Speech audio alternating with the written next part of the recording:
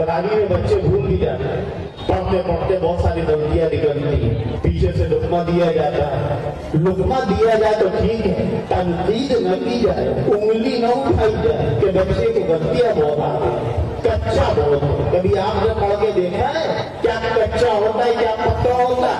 इस जात के ऊपर कुरान नाजिल हो रहा है। तो नमाज की हालत में जब कुरान पढ़ते हैं तो एक आयत टूट जाती है। सहाबे किराम पूछते हैं कि ये आयत मनसूख हो गई, कुरान में नहीं है? हुजूर ने फरमाया है। सहाबा ने कहा आपने नहीं पढ़ी? तो हुजूर ने फरमाया मैं भूल गया। अल्लाह ने इरशाद फरमाया सनुक़रिउका फला तंसा इल्ला मा शा अल्लाह,